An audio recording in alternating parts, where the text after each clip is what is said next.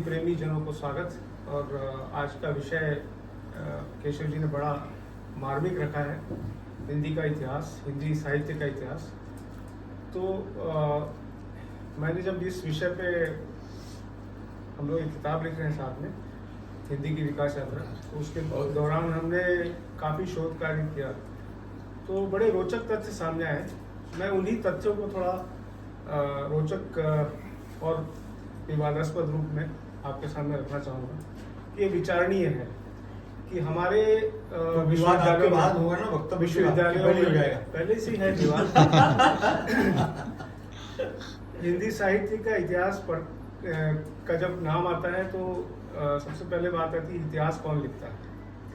इतिहास हमेशा शासक वर्ग लिखता है और प्रजा वर्ग नहीं लिखता।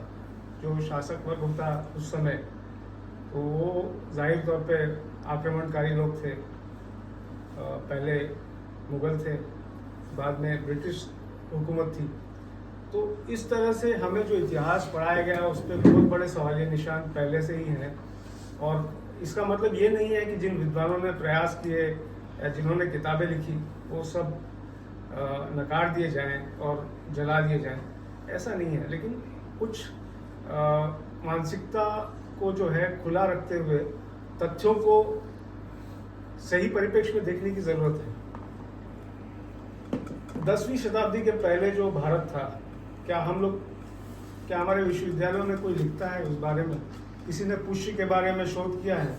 किसी ने मुंज के बारे में शोध किया, जिन्हें पहला कवि कहा जाता है? वही पुराने थीसिस कॉपी करके और वही तोता रटन की परिपाटी पर चल रहे हैं। कोई नवाचार नहीं होता है और वही आदिकाल और रीतिकाल और वीरगाथा काल, वो सब जो है वही धर्रे पे लोग जो है चलते रहते हैं। अगर 6वीं शताब्दी में हिंदी के कवि थे तो हिंदी का कालक्रम जो है क्यों नहीं ठीक किया जाता? इस पर कोई चर्चा क्यों नहीं करता? इसकी वजह शायद मेरे ख्याल से हमारी शिक्षा पद्धति में ही है, जहाँ अंग्रेजों ने जब कलकत्ता में जो है हिंदी की वर्तनी के लिए भी जो है अपनी हुकूमत और अपनी ताकत का इस्तेमाल किया और एक किस्म की हिंदी को थोपा। वो भी एक भाषा की राजनीति का हिस्सा है और इसे बड़े गहरे परिप्रेक्ष्य में देखना चाहिए, क्योंकि हिंदी का जो इतिहास लेखन है, पहले हमें दिखता है कि वो वर्णक्रम पद्धति में था। गारसा दे तासी और सेंगर जी ने जो लिखा, सरोज, कैलाश सेंगर सरोज, शिव सिंह सेंगर सरोज। तो शिव सिंह सरोज नाम की जो रचना है उसमें भी वर्णक्रम पद्धति का इस्तेमाल हुआ, यानी A to Z वर्णक्रम और से लेकर जो है उस हिसाब से कवियों की जो है श्रृंखला उन्होंने लिखी। और उसके बाद में जो है ग्रियर्सन साहब थे, जो ब्रिटिश हुकूमत के लिए जो है हिंदुस्तान की क्षेत्रीय भाषाओं के लिए जो है उन्होंने बड़ा ग्रंथ लिखा। तो इसके पीछे की उपनिवेशवादी मानसिकता को समझने की ज़रूरत है, तो शायद हम बड़ी मासूमियत से इसको भूल जाते हैं कि ये एक बहुत बड़ी साजिश का हिस्सा थी, जिसकी वजह से भाषाओं की लड़ाई होते होते देश का विभाजन हुआ और भाषा के विवाद आज सांप्रदायिक विवाद और धर्मोन्माद की ओर बढ़ रहे हैं। तो उसके बाद तीसरा इतिहास लेखन हुआ था जो विधेयकवादी पद्धति का था, जो पूरी तरह से मार्क्सवादी चिंतन से प्रभावित था। और आचार्य रामचंद्र शुक्ल बहुत बड़ा नाम है हिंदी का, लेकिन जाति, वातावरण और क्षण, इन तत्वों को लेकर इतिहास को लिखा गया। तो जो अपने आप में, जैसे मार्क्सवाद एक बड़ी क्रांतिकारी सोच थी एक समय, और आज हम उस सोच की सारी विसंगतियों और विडंबनाओं से सामने जा रहे हैं, देख रहे हैं। कोई भी विचार, राजनीतिक विचार अपने आप में परिपूर्ण नहीं होता, तो वो मार्क्सवाद के साथ भी हुआ। और शायद यही आचार्य रामचंद्र शुक्ल की जो मार्क्सवादी चश्मे से हिंदी साहित्य को देखने की जो कोशिश थी, उसमें भी ये अपूर्णता साफ परिलक्षित होती है। ये मैं बड़ा विनम्रता से कह रहा हूँ, ऐसा मुझे लगता है। इसके बाद सबसे ज्यादा रोचक नहीं, आचार्य रामचंद्र शुक्ल की मार्क्सवादी दृष्टि से हाँ, आपको असहमति है? हाँ, नहीं असहमति नहीं है, वो अपने आप तो में मार्क्सवादी थे ही नहीं, तब तक मार्क्सवाद अस्तित्व में ही नहीं आया यहाँ पर हिंदुस्तान में। उनका असर था। वो लोक मंगल की बात लोक करते हैं। मंगल की बात करते हैं, लेकिन उसमें उनकी एक बहुत बड़ी बात थी, उन साहित्य आलोचना में मार्क्सवाद का आगमन हाँ, थोड़ा सा हज़ारी प्रसाद द्विवेदी से 36 के बाद नहीं वो हुआ, और उसके बाद ये रामविलास शर्मा और नामवर सिंह, हाँ, तीन हाँ, रामविलास शर्मा जी की स्तंभ बात हैं। करो, हाँ। मैं रामविलास शर्मा जी की बात कर रहा हूँ। शुक्ल जी हाँ, उससे बिल्कुल। बरी थे। शुक्ल जी उससे पहले हो लेकिन गए। शुक्ल जी भी ने भी जो एक रामविलास शर्मा जी और- शुक्ल जी ने तुलसीदास को महत्व दिया था, हाँ, कबीर को हाँ, नहीं। नहीं शर्मा जी से कंफ्यूज हो हाँ, कंफ्यूज कर हाँ, गया, हाँ, इसलिए मैंने आपको हाँ, करेक्ट किया। ठीक है, रामविलास शर्मा जी। चलिए आगे। रामविलास शर्मा जी के साथ में एक और दिक्कत हुई थी, उन्होंने अपने इतिहास में इसका जिक्र किया था कि भारत में जो भक्ति आंदोलन था वो इस्लाम अगर आक्रमण नहीं हुआ था, मुगल शासकों का आक्रमण नहीं होता तो भारत में भक्ति परंपरा ही नहीं होती, ऐसा उन्होंने कहा था। जिसका विरोध बाद में आचार्य हजारी प्रसाद द्विवेदी ने कहा कि इस्लाम या मुगल शासकों का आक्रमण होता या ना होता, भारत की मिट्टी में इतनी भक्ति की धारा है कि वो उसके बगैर भी जो है भक्ति धारा पनपती थी। इसमें ग्रियर्सन की जो उपनिवेशवादी सोच भी इस परिप्रेक्ष्य में उदाहरण देना चाहूंगा कि वो ऐसा मानते थे कि भारत में जो भक्ति आंदोलन है वो ईसाईवाद की देन है, मतलब जेसुइट जो मिशनरी आए थे उसकी देन है, ऐसा मानते थे। तो ये सब आज भले ही हास्यास्पद लगता हो, लेकिन उस समय इस तरह के मत अपनी किताबों के जरिए प्रचारित किए जाते रहे। और हजारी प्रसाद द्विवेदी जी ने इस बारे में बहुत खूबसूरती से भारतीय परंपराओं को जतन करते हुए और उसका मर्म समझते हुए इतिहास का लेखन किया। हिंदी साहित्य की भूमिका एक बड़ी धरोहर है। किताब का आप जब पढ़ेंगे तो आपको पता चलेगा विशुद्ध भारतीय भूमिका क्या होती है, जिसमें कोई बायस नहीं है किसी के बारे में पूर्वाग्रह नहीं है, लेकिन जो विशुद्ध भारतीय नजरिया था वो दृष्टिकोण आपको हजारी प्रसाद द्विवेदी जी के इतिहास में देखने को मिलता है। तो इस तरह की विचित्र और रोचक बातें आपको मिलेंगी, और आज जरूरत है हिंदी साहित्य के इतिहास को फिर से एक नई नजर से देखने की, नए संदर्भ में देखने की। आज भारत अमृतकाल में है और नए नए तथ्यों को उजागर करने की, जैसे गासा दे तासी के बारे में भी कहा था कि वो परंपरावादी हैं, सुरेश जी ने बताया।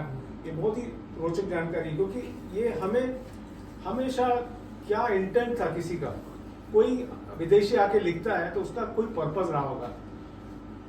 क्या हम सबको पता है सिंधु घाटी की सभ्यता की खोज भी जो है छिपा के रखी गई थी, ताकि आर्यन इन्वेजन थियोरी कहीं खोखली झूठी साबित ना हो जाए।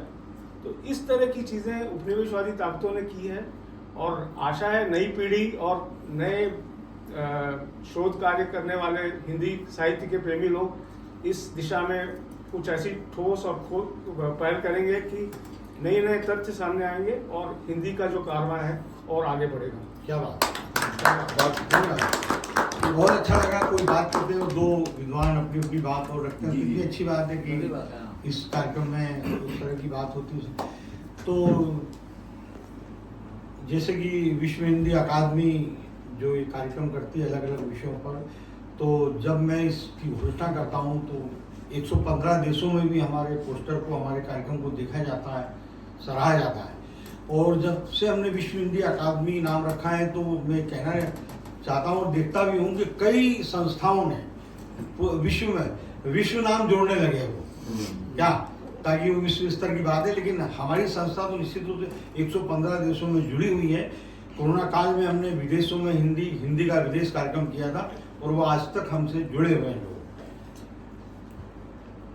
अब हम वरिष्ठ पत्रकार समीक्षक गिरीश वानखेड़े जी, जो PVR में 9 साल मार्केटिंग हेड रहे हैं, सारे फिल्म स्टार्स, लेखक, निर्देशक सब आपके दोस्त ही हैं, और अभी आप इनका कॉलम लोक सत्ता में आता है और कंप्लीट सिनेमा ट्रेड मैगजीन उसमें आता है, और जो समीक्षा करते हैं आज तक, स्टार टीवी हर सप्ताह इनकी आती गिर फेस्टिवल्स में भी आप सक्रिय हैं, जाते हैं, बिल्कुल अपना वक्तव्य देते हैं। धन्यवाद। आप सभी हिंदी प्रेमियों का स्वागत करता हूँ। बड़ा अच्छा लगता है मुझे केशव राय के इन सारे प्रोग्राम्स में आने में। आपका भी हर शनिवार को यही कार्यक्रम होता है, हाँ। लेकिन समय होता है वो दोपहर का। दोपहर का रखा हूँ। अगर शाम का हो तो ये जगह बहुत कम पड़ेगी। जी हाँ, कल मैंने रखा था। कल अजित जी भी थे। जी। भारतीय- अगला सत्र इनका ही है ना? इनका सत्र है। अगले भारतीय सिनेमा और सामाजिक न्याय में हमने कल बात की। एक्चुअली साहित्य के साथ मेरा संबंध जैसे बम्बई वाले का ताजमहल से है, वैसा है। बम्बई वालों को ताजमहल अच्छा लगता है, तारीफ करते हैं हम लोग, लेकिन वहां जाके रह नहीं सकते। तो वैसा मेरा है। मैं जब छोटा था तो हमारे घर में एक हमारे पिताजी ने एक वाचनालय शुरू किया था, लाइब्रेरी शुरू की थी। गवर्नमेंट क्लर्क थे, लेकिन किताबों का बड़ा शौक था, और नवयुग वाचनालय नाम का एक वाचनालय उन्होंने शुरू किया था, और किताबें वो अपनी कॉलोनी में लोगों को देते थे। तो हमने जब तो तीसरी चौथी कक्षा में जब घर में देखा, तो घर में सारे ही प्रकार का साहित्य था। मराठी साहित्य था, हिंदी साहित्य था, अंग्रेजी था। और जैसा इन्होंने अपनी बातों में अमीर खुसरो के बारे में, जब आपने दलित साहित्य के बारे में कहा, डॉक्टर आम्बेडकर का नाम लिया। डॉक्टर आम्बेडकर ये सामाजिक लेखक थे, दलित साहित्य नहीं लिखा उन्होंने। दलित साहित्य की शुरुआत महात्मा फुले ने की, जब उन्होंने गुलामगिरी नाम का पहला उपन्यास लिखा। नहीं, दलित साहित्यकार नहीं थे, दलित सोशल राइटर, इकोनॉमिक्स समाज के लिए लिखा, रिफॉर्मर थे, और वो इकोनॉमिस्ट थे। प्रॉब्लम ऑफ रूपी लिखा उन्होंने। तो ये जो लिखा बड़ी किताब है। बड़ी किताब है, तो प्रॉब्लम ऑफ रूपी, the thoughts on Pakistan, PhD thesis है उनकी। पीएचडी थीसिस है, द थॉट्स ऑन पाकिस्तान जो लिखा, वो भी अम्बेडकर। तो वो साहित्यिक नहीं रहे, वो सामाजिक विश्लेषक रहे, सामाजिक। और महात्मा फुले ने लिखा, और फिर उनके बाद जो कई सारे साहित्यिक हुए, उसमें वहाँ निम्बाड़कर का नाम साहित्य बड़े रिस्पेक्ट से लिया जाता है। नामदेव ढसाड़ का नाम लिया जाता है, राजा ढाले का नाम लिया जाता है, राजा माने का नाम लिया जाता है, और आज के हालात में लक्ष्मण माने का नाम लिया जाता है, जिन्होंने उछलिया लिखी थी। तो ये जो साहित्य है, इसका थोड़ा सा सरोकार हमको मैक्सिम गोर्की का, और फिर मराठी साहित्यिक इन लोगों का, और हिंदी साहित्य में खासकर आचार्य प्रसाद द्विवेदी, हरिशंकर परसाई, इनके तो पाठ्यक्रम में हम पढ़ते थे। मैं अंग्रेजी मीडियम स्कूल में पढ़ा, तो हमारे लिए एक भाषा हिंदी हुआ करती थी और एक भाषा मराठी हुआ करती थी, और सारे विषय हम अंग्रेजी में पढ़ते थे। तो अंग्रेजी का झुकाव ज्यादा था, अंग्रेजी नॉवेल्स हमने ज्यादा पढ़े। लेकिन हिंदी साहित्य का प्रेम इसलिए भी हमारे पास, हमारे घर में ज्यादा रहा, क्योंकि वो नागपुर जो शहर है, वहाँ की रोजमर्रा की भाषा हिंदी ही है, भले वो महाराष्ट्र में है। जो इसलिए नागपुर के लोगों की ज्यादातर भाषा मध्य प्रांत की राजधानी Exactly. भोपाल से पहले हाँ। राजधानी नागपुर। तो इसलिए आपको नागपुर के जो महाराष्ट्रियन लोग मिलेंगे, उनकी हिंदी बड़ी साफ मिलेगी आपको, क्योंकि वहाँ की भाषा रोजमर्रा की हिंदी होती है, वहाँ कोई मराठी बात नहीं करता। हम लोग घर में भी मराठी बात नहीं करते, हिंदी में बात करते हैं, जबकि वो महाराष्ट्र का भाग। जैसे इन्होंने कहा, जब संयुक्त महाराष्ट्र बना 1961 में, तब नागपुर को महाराष्ट्र में लिया गया। पहले वो मध्य प्रांत की राजधानी थी। तो इस तरीके सिप एंड वेरर में थे वो। तो इस तरीके से हमारा जो पहला परिचय साहित्य का हुआ, वो घर की किताबों से हुआ। तो हमने उस तरीके से हमने मराठी साहित्य पढ़ा, अंग्रेजी साहित्य पढ़ा, हिंदी साहित्य पढ़ा। और घर से कुछ ही दूर जो स्कूल थी, तो हम चल के जाते थे और चल के वापस आते थे। रिसेस में खाना खाने के लिए भी आते थे। तो घर से स्कूल के बीच में 2 पान की दुकानें थी, जिसको वहाँ की भाषा में पान ठेला कहते हैं। हमारे यहाँ नागपुर में पान ठेले का मतलब होता है पान की दुकान। वहाँ सिर्फ पान और सिगरेट मिलती है। बम्बई की पान की दुकानों में किराना भी मिलता है, हमारे यहाँ की पान की दुकानों में किराना नहीं मिलता है। यहाँ चिप्स वगैरह सब मिलते हैं, वहाँ पे सिर्फ पान और तो वहाँ पे एक डेक हुआ करता था, जहाँ पे गजलें सुनी जाती थी और चलती थी। तो हम अपने स्कूल से लेकर घर तक आते हुए और जाते हुए जितनी कव्वालियां और गजलें हैं हमने वहां सुना। तो उर्दू के साथ पहला परिचय हमारा वहां हुआ और इसमें हम मेहंदी हसन से लेकर अहमद हुसैन, महमूद हुसैन से लेकर गालिब और मीर सारा जानते हैं। एक सबकॉन्शियसली भी वो आपके जहन में बैठ जाता है, भले ही आप उसको सुनते नहीं हो लेकिन आप वहां से गुजरते हो ना, वो किसी न किसी तरीके से आपके औचित्य मन में जमा होकर रह जाता है। तो कहीं भी आप धुन सुनते हो या मीर सुनते हो तो आप कहोगे यार इसको कहीं सुना है, वो इसलिए सुना है कि कभी तो भी वो आपके कान से गुजरा हुआ है, आप वहीं से गुजरे हुए हो।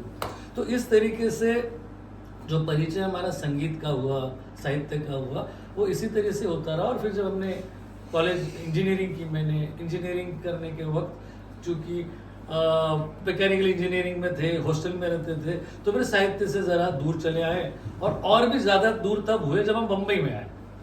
बम्बई में खासकर ऐसा लगाव हमने नहीं देखा जिस तरीके से हमारे शहर में लगा होता था, जहाँ पर हम कॉलेज में होते थे, हमारे हाथ में नॉवेल होता था, किताबें होती थी। यहाँ पे नहीं देखा हमने सारा। इसलिए जब हम यहाँ पर आकर सिनेमा में काम करने लगे तो हमारे लिए हमेशा ये बैलेंस करना बड़ा कठिन हुआ करता था कि प्रेमचंद की सदगति की बात करें, शतरंज के खिलाड़ी की बात करें, उसके अलावा ख्वाजा अहमद अब्बास की नीचा नगर की बात करें, या उनकी साद हिंदुस्तानी की बात करें, या फिर गुलशन नंदा की कटी पतंग की बात करें, और हम देखते हैं अगर है गुलशन नंदा की बात हो या कुमार कश्यप की बात हो, जो जिसको हम लुब्ध साहित्य कहते थे, और एक तरफ एक बड़ा गरिमा वाला साहित्य था। तो हमने जैसे जैसे होश संभाला, उस वक्त का जो हमारा कॉलेज से लेकर बम्बई आने तक का जितना सफर था वो सारा पल फिक्शन से गुजरा। तो हमने सारा का सारा गुलशन नंदा से लेकर प्रेम वाजपेयी और मनोज, भारत, धीरज, सूरज ये पढ़ा। उसके पहले हम लोग ऑलरेडी साइने गुरुजी और मैगजीन गोरकी में थे, और जब अपना घर हुआ और अपनी बातचीत शुरू हुई और जब हमारा संबंध बना, तो अब हमने फिर से उस साहित्य के पास जाना शुरू किया है जिनके नाम आप ले रहे थे। अब हम समझने लगे हैं कि किस तरीके से साहित्य का इतिहास है, क्योंकि इसने चलते हुए इतने दौर में कभी इतना वक्त नहीं मिला कि ठहर सकें, साहित्य को समझ सके। और बम्बई की आपाधापी में बड़ा कठिन है वो। बड़े खुशनसीब है आप लोग कि साहित्य की इस मर्म को समझते हैं, साहित्य की विधा को जानते हैं, साहित्य के बारे में इतनी बातें कर सकते हैं। मुझे लगता है कि इस रूम के बाहर अगर आप जाओगे तो आपको ढूंढना पड़ जाएगा ऐसे लोग जो इतनी गहराई के साथ, इतनी गरिमा के साथ साहित्य की बात कर सकें। मैं अपने आप को बड़ा खुशनसीब समझता हूँ कि आपकी गोष्ठी में मैं भी इसका भाग हूँ। मैं आज जितना भी आपसे सुन रहा हूँ, समझ रहा हूँ, वो मेरे लिए एक सीख है। मैंने काफ़ी नई चीज़ें आज सीखी। जो मैंने पढ़ा उसको मैं एक खास वक्त तक हिंदी को छोड़ चुके थे। हमें खास वक्त तक पढ़ने के बाद अंग्रेजी पढ़ना हमने खुद शुरू किया था, इसलिए लिखता भी अंग्रेजी में ही था। लेकिन मैं पिछले 2 साल से केशव राय के सानिध्य में आने के बाद, उनके सारे विषयों में आने के बाद, अब मैंने फिर से हिंदी लिखना शुरू किया। मराठी लिखता हूँ, सकार में मेरे रेगुलर कॉलम है। अंग्रेजी में कई सालों से लिखता हूँ, 20 सालों से अंग्रेजी में लिखता हूँ, कॉलम लिखता हूँ, और बहुत सारी अपने बेसिकली बिजनेस एनालिसिस लिखता हूँ। टेलीविज़न पे भी अंग्रेजी में बात करता हूँ ज़्यादातर, क्योंकि कॉरपोरेट से हूँ तो। लेकिन चूंकि अब मैं आप लोगों के पास आने के बाद मुझे लगने लगा है कि हिंदी साहित्य जितना खूबसूरत है, जितना विस्तार है इसका, और जितनी गहराई है इसमें, उसको समझने में और उसकी जिम्मेदारी के साथ उसकी बात कहने के लिए कुछ लोग होते हैं। क्या बात है? उनमें से आप लोग हो, उसमें से केशव राय जो अब तक उसको लेकर चले हैं। मैंने ऐसे बड़े कम लोग देखे हैं। मुझे बड़ी खुशी हुई कि मैं आप लोगों के बीच में अपने विचारों को रख सका। धन्यवाद किशोर। संजय गुप्ता जी, और उसके बाद जी